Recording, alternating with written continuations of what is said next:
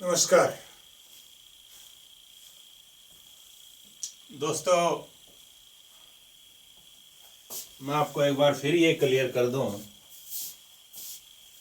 कि मेरा ये जो वीडियोस बनाने का और यूट्यूब पे अपलोड करने का जो उद्देश्य है वो ये है कि कुछ जो मुश्किल चीज़ें हैं जो आमतौर पे सिंपल हैं पर मुश्किल लगती हैं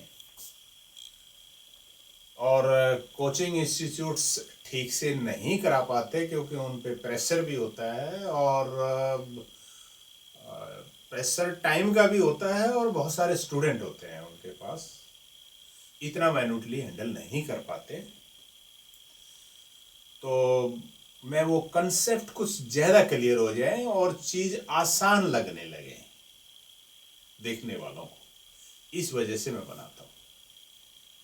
कोई फुल फ्लैश्ड तैयारी करवाने का मेरा उद्देश्य नहीं है, एक बार शुरुआत करने का है। एक बार आपका कॉन्फिडेंस का लेवल ऐसा हो जाए कि आपको लगे कि आप कर सकते हैं, उसके बाद आप अपनी किताबों से खुद भी कर सकते हैं, स्टडी मटेरियल लेके, और कोचिंग इंस्टीट्यूट भी अगर आपके पास कोई ठीक है वो अटेंड करके तैयारी कर सकते हैं। लेकिन आपकी अपनी खुद की जो तैयारी होगी उसका सब्स्टिट्यूट ये जो मेरी क्लासेस है ये नहीं है।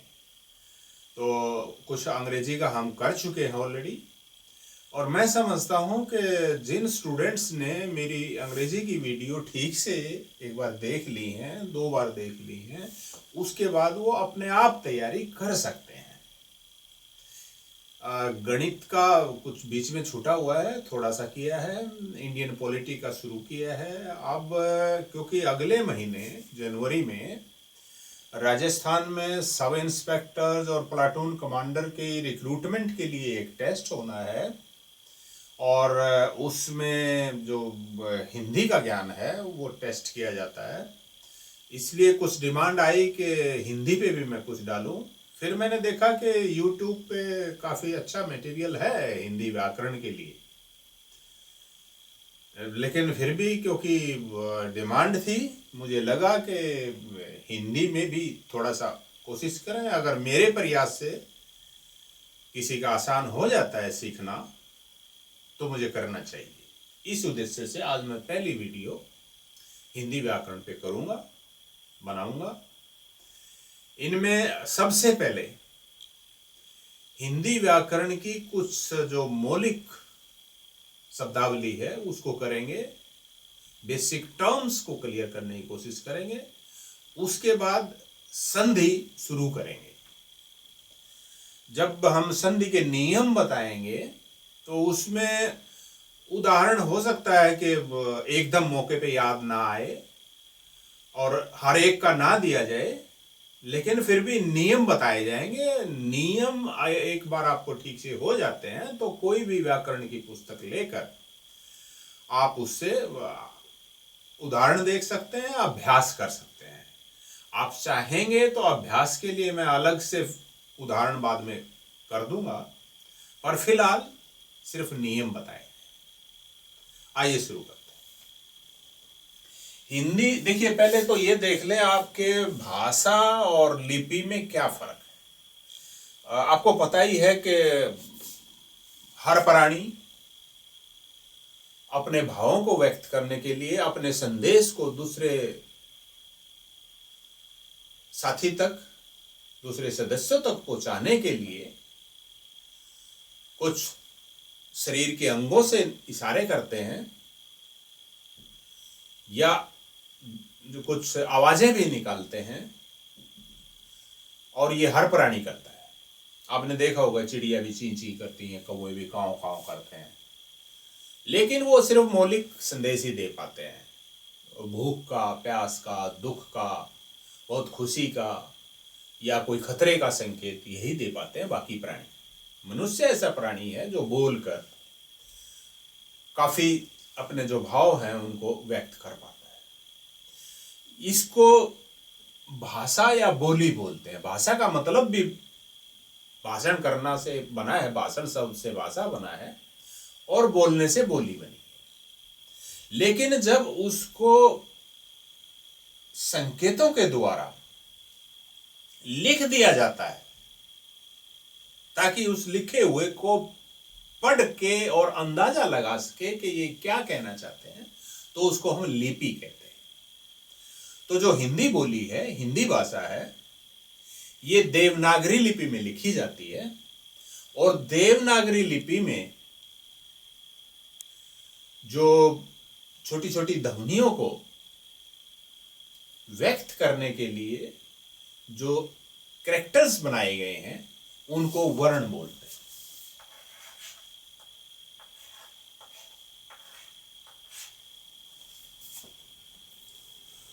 वर्ण वो छोटे से छोटा इकाई है भाषा की, जिसके आगे खंड ना हो सके। उदाहरण के लिए, अगर आपने मेरे नाम को देखना है, तो र म, इसको आगे आप तोड़ सकते हैं। रा अलग बन जाएगा, म अलग बन जाएगा। रा में भी फिर र अ म, तीन खंड बन जाएंगे। तो लेकिन र को जब आगे तोड़ेंगे वो नहीं टूटेगा। इसी तरह से आ को जब आगे तोड़ेंगे वो नहीं टूटेगा, आगे खंडन उसका नहीं होगा। तो वो बेसिक यूनिट हुई। तो इसकी जो बेसिक यूनिट है वो र, फिर आ और फिर म, और फिर आ। ये चार इसकी बेसिक यूनिट हुई। तो ये चार वर्ण हुए। ये वर्ण दो कैटेगरी में बांटे जा सकते हैं। एक, जिनसे मात्राएं बनती हैं, अ, आ, ई और ई, इस तरह से ए, आई, ओ, औ, अंग। अंग और ए को स्वरों में गिनते हैं, पर उसपे कुछ वो है कि उनको व्यंजन माने या स्वर माने, पर स्वरों में उसको डालते हैं। तो ये स्वर होते हैं 11। इसके अलावा 33 व्यंजन होते हैं। क, ख,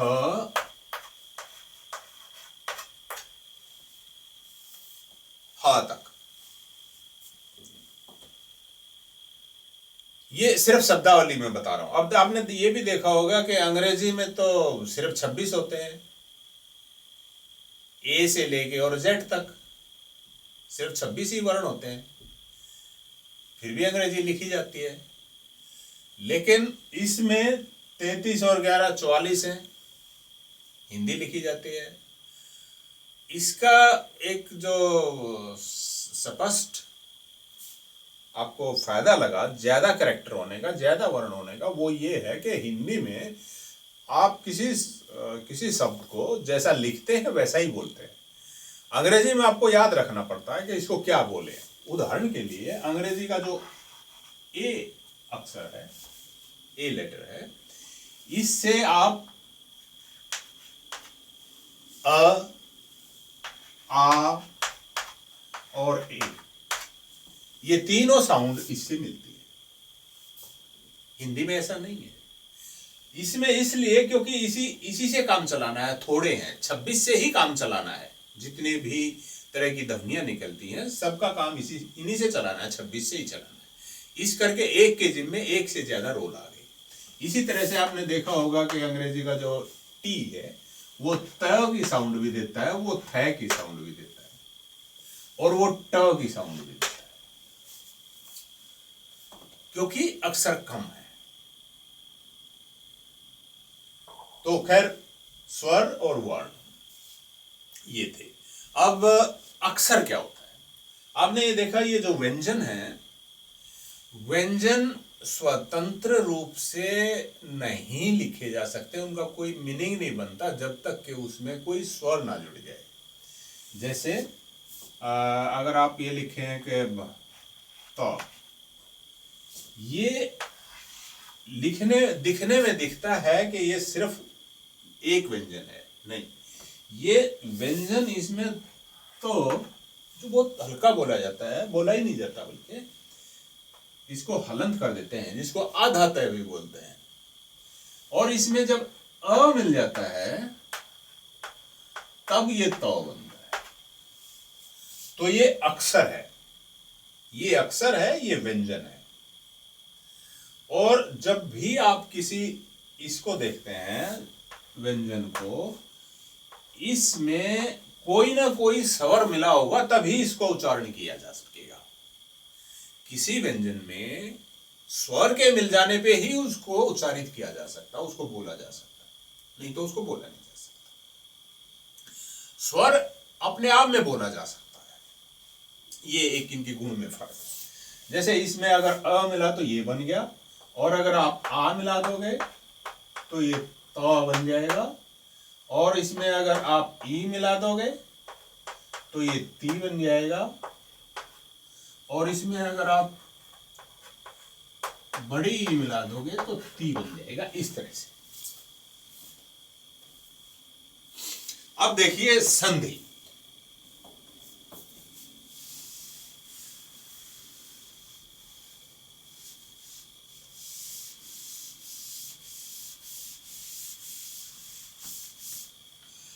देखिए दोस्तों,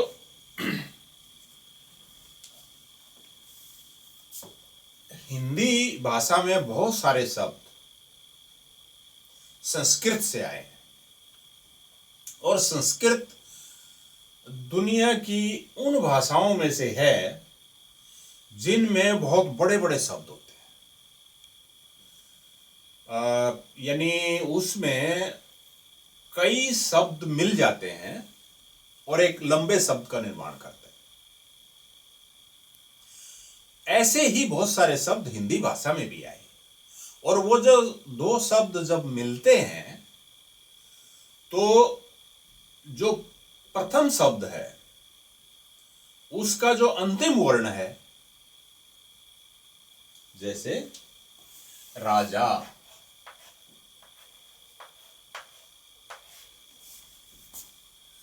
इसमें र, आ, ज, आ, तो अंतिम जो इसमें वर्ण हुआ वो आ हुआ। और दूसरा मान लिया, इसमें आपने दूसरा जो शब्द जोड़ना है वो इंद्र जोड़ना है।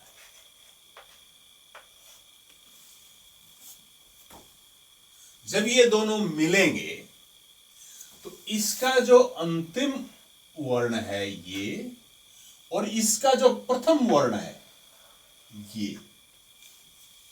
ये दोनों जब मिलेंगे तो एक नया रूप आएगा, नया रूप धारण करेंगे। उस नए रूप में अलग अलग पॉसिबिलिटीज है, बहुत सारी पॉसिबिलिटीज है। ये हट भी सकता है, इसका लोप भी हो सकता है, इसका रूप भी बदल सकता है। तो जब दो शब्द इकट्ठे मिलते हैं, जब दो शब्दों का मिलान होता है, तो प्रथम शब्द के आखिरी वर्ण और दूसरे शब्द के प्रथम वर्ण के रूप में जो परिवर्तन आता है, बल्कि हिंदी वाले तो इसको विकार बोलते हैं, बिगाड़ आता है, उसी को संधि कहते हैं। उसकी नियम है। नियमों को पढ़ने के लिए हमें इनको पहले अलग अलग देखना पड़ेगा कि जो प्रथम शब्द है उसका अंतिम वर्ण स्वर है, यही पॉसिबिलिटी बनती है, या तो ये स्वर होगा या ये व्यंजन होगा,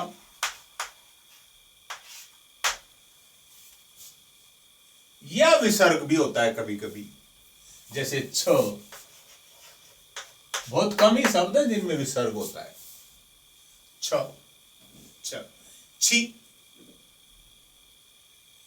हिंदी में बहुत कम शब्द है जिनमें अंत में विसर्ग होता है, लेकिन होता है। इसीलिए ये पॉसिबिलिटी तो तीनों है कि जो प्रथम शब्द है उसका अंतिम वर्ण स्वर हो या व्यंजन हो। व्यंजन जैसे नर, यहां पर अंत में क्या हुआ, र अक्षर हुआ र। स्वर हो, व्यंजन हो या विसर्ग हो, इसलिए संधियों के जब आप संधि का अध्ययन करते हैं तो उसकी 3 प्रमुख कैटेगरी है, स्वर संधि, व्यंजन संधि और विसर्ग संधि। आज हम स्वर संधि को करेंगे। स्वर संधि की जब आप स्टडी करेंगे, सबसे पहले आप ये देखिए कि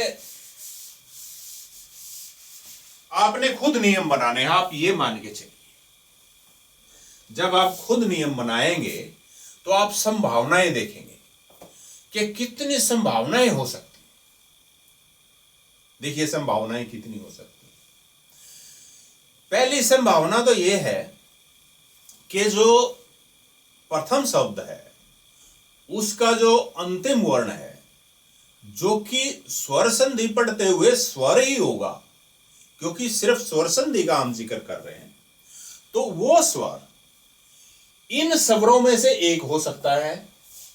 या तो आ होगा, या ई होगा, या उ होगा, या ए होगा, या ओ होगा। अंग को हम यहां पर छोड़ रहे हैं, री को भी छोड़ रहे हैं, री भी इन्हीं में काउंट होता है, पर उसको हम फिलहाल छोड़ रहे हैं ताकि शुरू में सिंपलर रहे और आपको लगे कि ये आसान है। और सही में आसान भी है, संधियां बहुत ही आसान है, और हिंदी तो हमारी फिर मातृभाषा है। तो हमने ये देखिए सारी संभावनाएं देख ली कि जो पहला शब्द है उसका जो अंतिम वर्ण है वो इन स्वरों में से कोई एक स्वर है। अब दूसरी संभावना हमने ये देखनी है, पहले तो देख ली कि प्रथम शब्द का अंतिम जो स्वर है वो इनमें से ही कोई होगा। अब जो दूसरा शब्द है उसका जो प्रथम वर्ण है जिसके साथ इसने मिलना है, उसकी कितनी संभावनाएं हैं? उसकी भी इतनी ही संभावनाएं हैं कि या तो वो आ होगा, या ई होगा, या उ होगा, या ए होगा, या ओ होगा, या फिर री होगा। और अब यह भी हो सकता है कि यहां पर आ हो, जो प्रथम शब्द का अंतिम वर्ण है वो आ हो, और उसके साथ जो दूसरा शब्द है उसका जो प्रथम वर्ण है वो आ भी हो सकता है, ई भी हो। तो डिफरेंट कॉम्बिनेशंस बनेंगे। वो सारे कॉम्बिनेशंस हम आज डिस्कस कर लेंगे तो स्वर संधि खत्म। देखिए अब उसमें जो पहला नियम है, पहला नियम यह है कि अगर प्रथम शब्द का अंतिम वर्ण और अंतिम शब्द या द्वितीय शब्द का प्रथम वर्ण एक जैसे हों, एक ही हो दोनों, यानी आ प्रथम शब्द का अंतिम वर्ण और जो अंतिम शब्द है, जो दूसरा शब्द है, बाद में आने वाला शब्द है, उसका भी प्रथम वर्ण आ ही हो, या इसका जो अंतिम वर्ण है वो ई है तो आने वाले का भी ई हो प्रथम वर्ण, उ इसका अंतिम वर्ण है तो आने वाले का भी उ ही हो।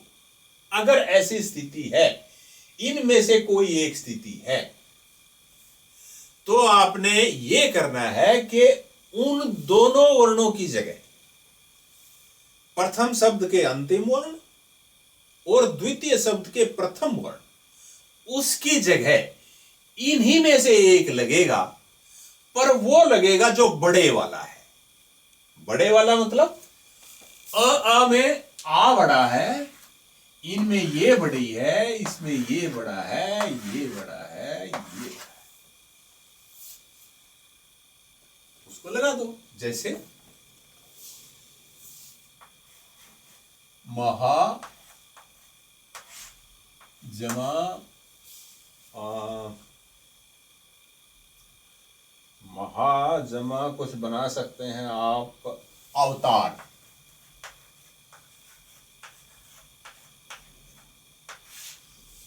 महाअवतार। तो इसमें देखिए अंतिम आ, यहां अ, तो एक ही ग्रुप का है, सजातीय बोलते हैं इनको, एक ही जाति है। तो हम क्या करेंगे, इसकी जगह आ ही बन जाएगा, इसकी जगह और इसकी जगह आ जाएगा। तो ये बन जाएगा म आ, फिर आ व तार, महाअवतार।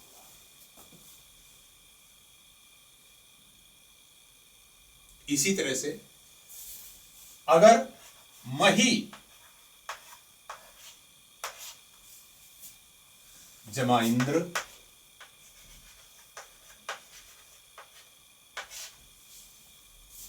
इसमें देखा आपने ई, इसमें देखा ई, इन दोनों को मिला के बड़ी ई। चाहे दोनों छोटी हो, यहां भी छोटी ई हो, यहां भी छोटी ई हो, जब आप जोड़ेंगे तो बड़ी ई बन जाएगी। चाहे यहां छोटी हो, यहां बड़ी हो, यहां बड़ी हो, यहां छोटी हो, या दोनों बड़ी हो या दोनों छोटी हो, हर परिस्थिति में आपने बड़ी ई का प्रयोग करना है। तो ये बनेगा महेंद्र। इसी तरह से उ ए ओ, ये तो सबसे सिंपल हुआ कि अगर सजातीय स्वर है,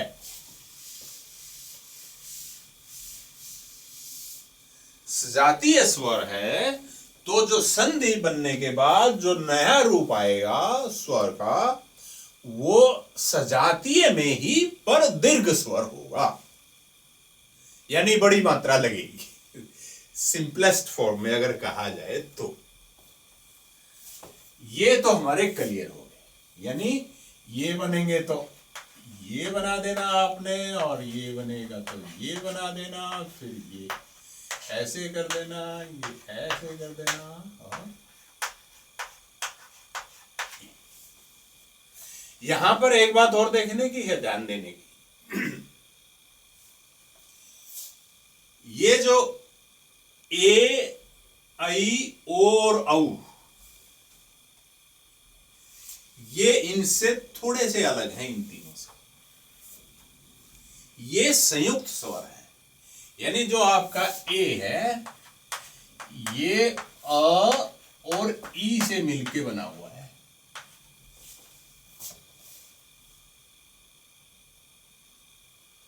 और आपका जो ऊ है, ओ है, वो ए और ऊ से मिलके बना हुआ है।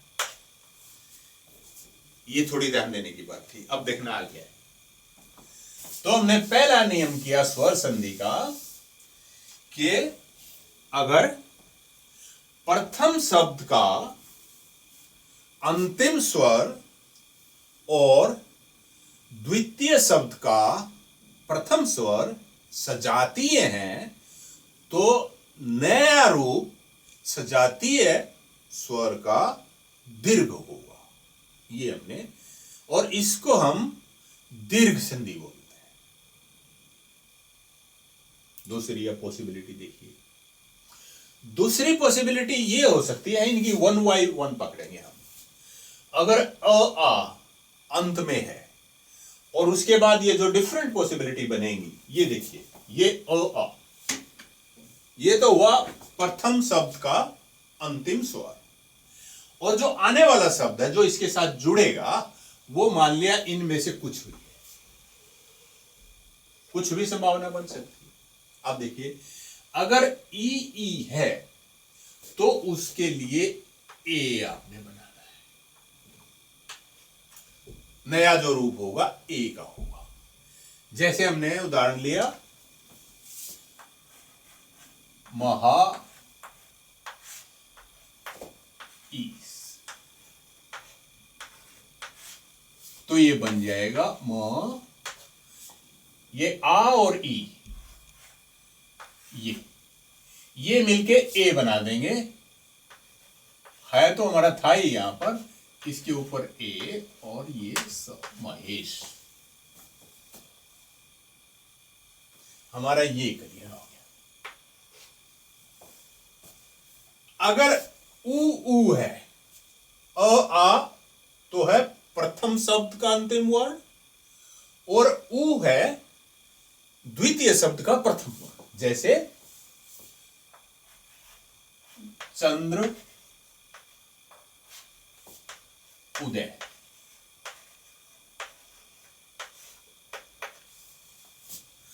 यहां पर आपको पता ही आखिर में लगा हुआ है अ और ये उ, तो ओ बन जाएगा। तो इसको यूं का यूं लिखो,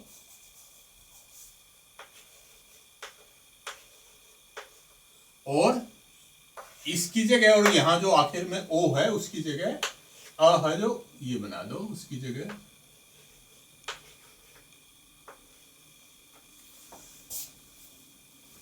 ये यूं का यूं लिखा हमने, ये यूं का यूं लिखा। यहां पर जो अ है जो दिख नहीं रहा उसको और ऊ को मिला के आपने ओ कर दिया, चंद्रोदय बन गया। तो ये भी हमारा क्लियर हुआ, यहां पर हमने बना दिया ओ।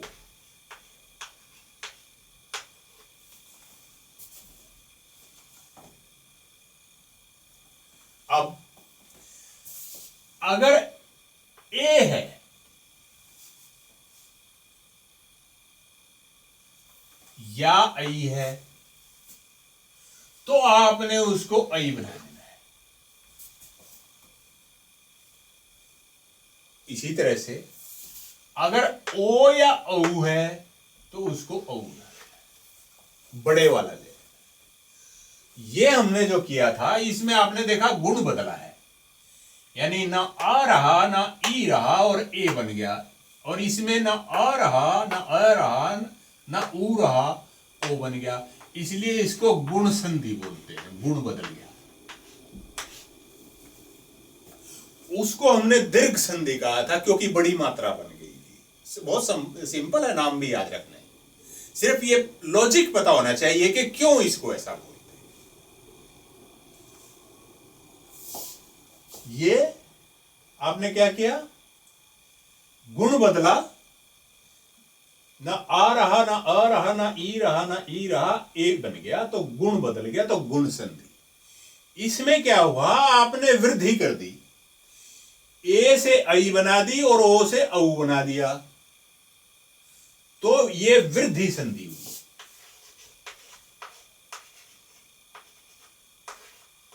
बढ़ा दिया आपने मात्रा को, नेक्स्ट लेवल पे चले गए, तो ये वृद्धि संधि हुई। मेरे ख्याल में यहां तक आपको ठीक से समझ आया होगा। अब देखिए, अगर प्रथम शब्द का अंतिम स्वर या अंतिम वर्ण ई हो तो क्या होगा। देखिए, ई अगर है प्रथम शब्द का अंतिम वर्ण, और जो आने वाला शब्द जो द्वितीय शब्द है उसका प्रथम वर्ण, इनमें से ही कोई पॉसिबिलिटी बनेगी। री में नहीं लिख रहा हूं, बार बार बता रहा हूं आपको, यहां पर री नहीं लिख रहा हूं, ये पॉसिबिलिटी बनेगी। इनमें से कोई भी पॉसिबिलिटी बन सकती है, कोई भी पॉसिबिलिटी बने, कोई भी आ जाए, ये बहुत सिंपल रूल है।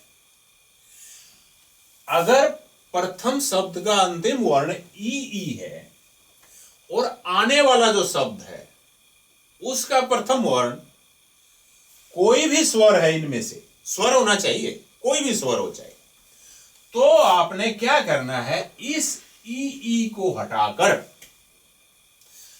यह लिख देना है।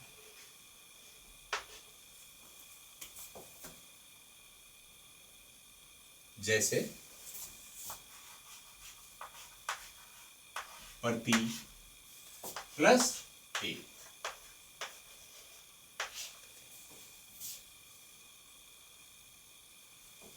आपने क्या करना है, ये ई की मात्रा यहां से हटा देनी है। जब मात्रा हटाएंगे, मैंने बताया था कि कोई भी व्यंजन स्वर के बिना पूरा नहीं लिखा जा सकता, वो अधूरा हो जाता है, तो तय आधा हो जाएगा। ये ध्यान देने की बात है। तो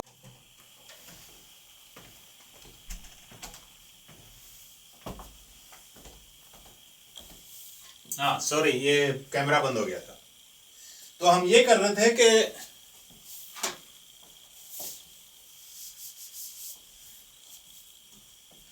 प्रति प्लस एक, इनके में प्रति और एक जब मिलेंगे तो इनकी संधि कैसे होगी। हमने देखा, हमने पढ़ा था कि अगर प्रथम शब्द का अंतिम स्वर ई हो तो उस ई को हम हटाकर उसकी जगह ये लिखते हैं। तो इसमें ये ई यहां पर लगा हुआ है और जब ई हटेगा, स्वर हटेगा, तो ये जो व्यंजन है इसके साथ ये आधा रह जाएगा, एक्चुअल व्यंजन हो जाएगा, ये अक्षर नहीं रहेगा। तो ये तो यो का यो, ये मात्रा हट गई, तय आधा हो गया।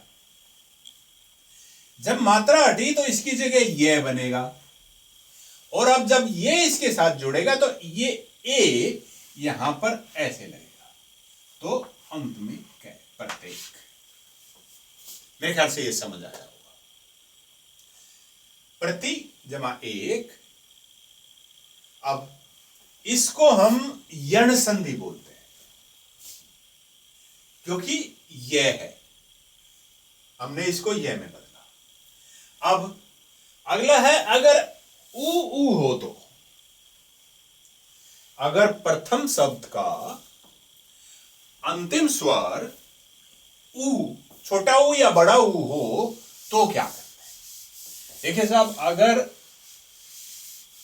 प्रथम शब्द का अंतिम स्वर ऊ हो तो आपने उस ऊ को हटाकर उसकी जगह वह कर देना है। जैसे इसमें ई को हटा के यह किया, इसमें इसको हटाकर वह लिख देंगे, सिर्फ ये चेंज करना। जैसे सु जमा आगत,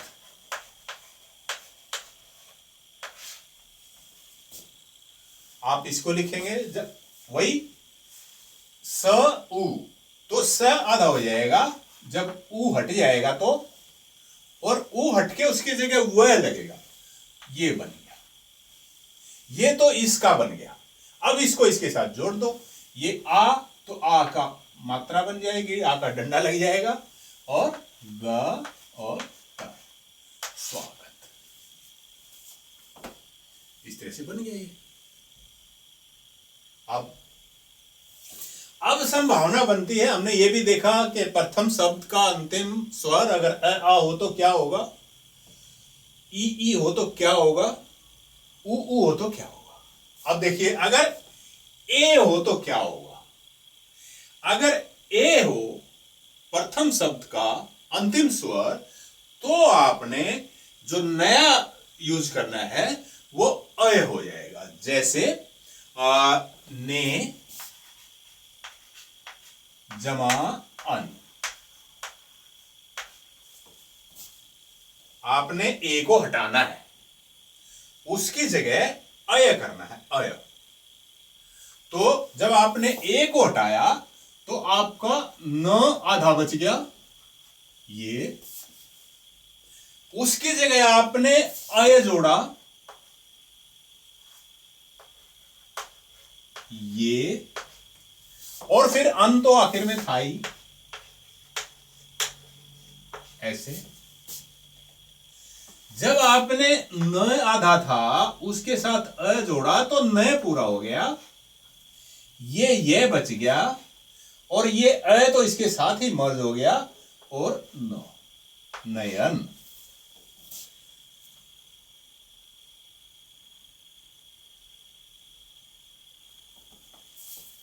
ये तो इसके साथ ही मर्ज हो गया, यानी जो ए था और ये था, ये मिलके ही आपके अय बना रहे हैं, दोनों के मिलान से।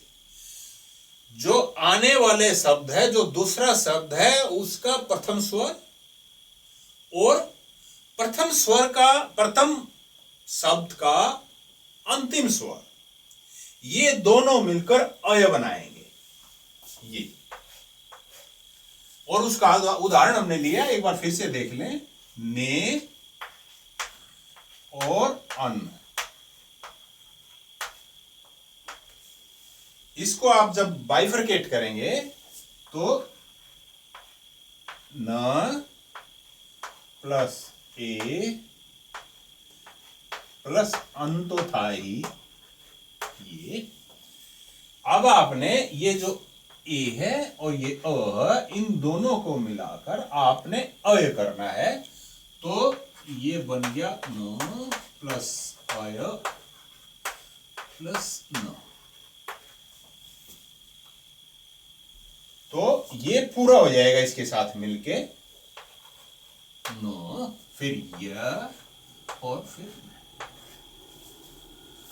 मेरे ख्याल से ये भी समझ आया। अब देखिए, अगर ए की बजाय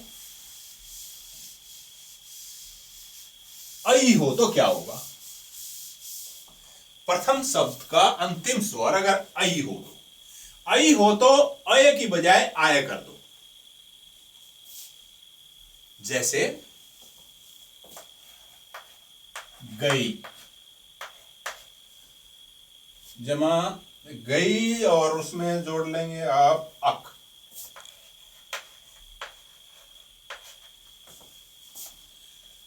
प्रथम शब्द, इसका अंतिम स्वर आई, और ये द्वितीय शब्द उसका प्रथम स्वर अ।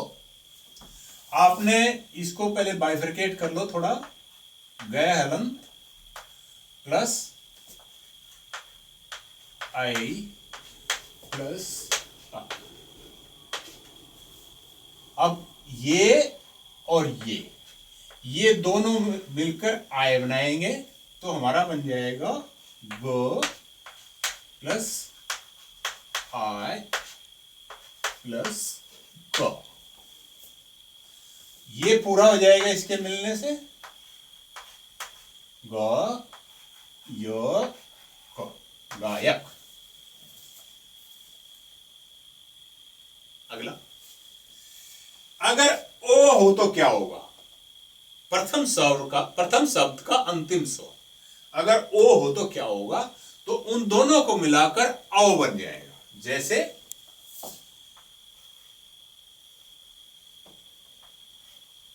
पो जमा अन, ये हुआ प प्लस ओ प्लस। इन दोनों के मिलने से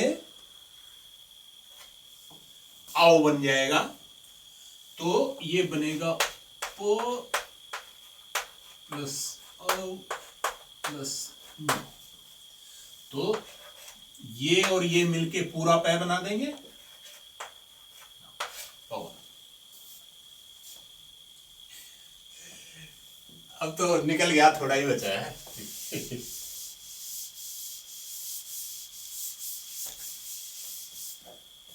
अब अगर ओ की बजाय औ हो, प्रथम शब्द का अंतिम स्वर, तो क्या होगा? जैसे औ जमा अन। देखिए, वो हमने लिया था पे जमा अन, और इसका हमने बनाया था पवन। इसमें पे की बजाय पौ है, औ की मात्रा है। तो इसको हम पहले बाइफरकेट कर लें, ओ जमा औ जमा अन। इन दोनों को मिला के आओ, तो ये बन गया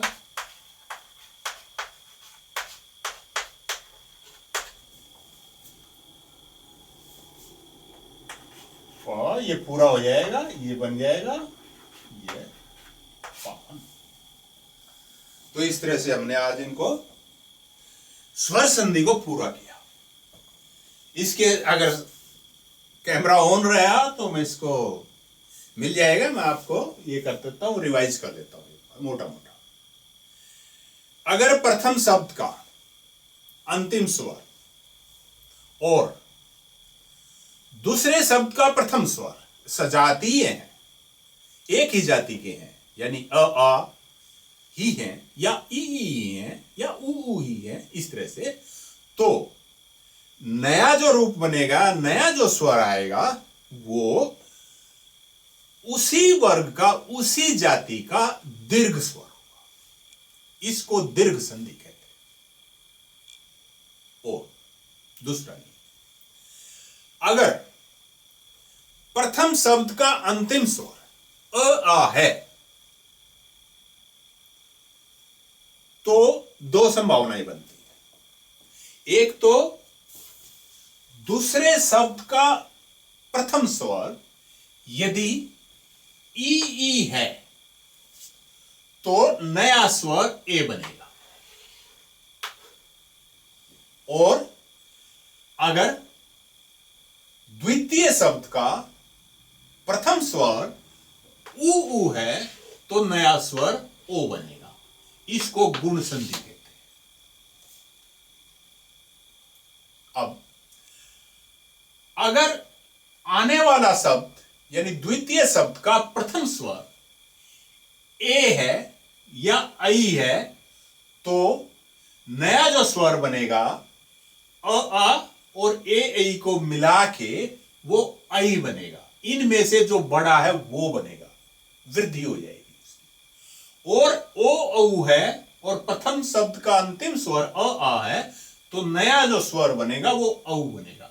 इसको वृद्धि संधि कहते हैं, क्योंकि इसी में वृद्धि हुई है, इसमें गुण बदला था। अब अगर प्रथम शब्द का अंतिम स्वर ई या बड़ी ई है तो आने वाला शब्द का प्रथम स्वर चाहे कोई भी हो, ये ई या ई हटके, ये हटके इसकी जगह ये बन जाएगा। जैसे प्रत्येक का हमने उदाहरण लिया था, प्रति जमा एक तो प्रत्येक बन गया था। इसी तरह से अगर प्रथम शब्द का अंतिम स्वर ऊ है तो आने वाले स्वर का, आने वाले शब्द का प्रथम स्वर चाहे कुछ भी हो, ऊ को हटाकर हम व लिख देंगे। जैसे सु जमा आगत हमने किया था, सु का ऊ हटा, से आधा हुआ, ऊ की जगह हमने व लिखा और फिर आगत यो का यो लिख दिया, स्वागत। अब अगर प्रथम शब्द का अंतिम स्वर ए है तो आने वाले शब्द का प्रथम स्वर चाहे कुछ भी हो, आपने उन दोनों को मिलाकर यानी प्रथम शब्द के अंतिम स्वर ए को मिलाकर और द्वितीय शब्द के प्रथम स्वर को मिलाकर अय कर देना है। जैसा कि आपने ने प्लस अन में किया था, नयन। अगला, अगर प्रथम शब्द का अंतिम स्वर आई है तो दूसरे शब्द का प्रथम स्वर चाहे कुछ भी हो, आपने आई और आने वाले शब्द के प्रथम स्वर को मिलाकर आय बना देना है। जैसे कि आपने गे प्लस यक को मिलाकर गायक बनाया, गई प्लस अक को मिलाकर गायक बनाया था। अगर प्रथम शब्द का अंतिम स्वर ओ है तो आने वाले शब्द का प्रथम स्वर चाहे कुछ भी हो, आपने ओ और आने वाले शब्द के प्रथम स्वर को मिलाकर औ बना देना है। जैसे कि पो प्लस अन को मिलाकर आपने पवन बनाया था। और अगर प्रथम शब्द का अंतिम स्वर औ है तो आने वाले शब्द के जो प्रथम स्वर है वो कुछ भी हो, आपने उसको औ के साथ मिलाकर आओ बना देना है। जैसे कि पौ प्लस अन को मिलाकर आपने पावन बनाया था। That's all. स्वर संधि खत्म। इसके उदाहरण आप कर लीजिएगा और मुझे बताइएगा कि मेरे इस प्रयास से आपको कुछ फर्क पड़ा कि नहीं पड़ा। लाइक या डिसलाइक से बता दीजिएगा, नीचे कमेंट्स में लिख दें तो बहुत ही अच्छा है। मैं इसलिए ये पूछ रहा हूं कि अगर इसका कुछ फायदा हुआ है, पार्टिकुलरली उन कैंडिडेट्स को जो राजस्थान पुलिस के सब इंस्पेक्टर या प्लाटून कमांडर की जो परीक्षा अगले महीने हो रही है उसमें अपीयर होंगे, उनके लिए अगर ये कुछ लाभकारी है तो मुझे लाइक और डिसलाइक करके कम से कम बता दीजिए, ताकि मैं आगे कुछ कोशिश करूं। मैं चाहता हूं कि कुछ मोटे मोटे जो टॉपिक हैं उनका थोड़ा थोड़ा बेसिक्स मैं आपको बता दूं, ताकि उसके बाद आप कोई व्याकरण की पुस्तक लेके अभ्यास कर सके। और जो मोटे तौर पे अगले टॉपिक जो कवर मैं करना चाहता हूं वो है कारक। बहुत ही सिंपल है, पर जब तक ना पता हो बहुत मुश्किल है, बहुत सिंपल है वो। और जो शुद्धिकरण है, वाक्य लिखा उसको शुद्ध कैसे करें, हम बहुत बार गलत लिखते हैं वाक्य, और उसके अलग अलग कारण होते हैं, सिर्फ भाषा का ज्ञान नहीं है, सिर्फ लॉजिक भी हम कभी कभी गलत लगाते हैं। तो उन कुछ अशुद्ध वाक्य लिख के उनको शुद्ध करने का अभ्यास, और कारक ये भी मैं और करना चाहता हूं, पर निर्भर करेगा कि ये मेरा प्रयास कितना सफल हुआ कि बिल्कुल सफल नहीं हुआ, और वो आप अपनी लाइक या डिसलाइक से बताएंगे। ठीक है, थैंक यू, बाय बाय।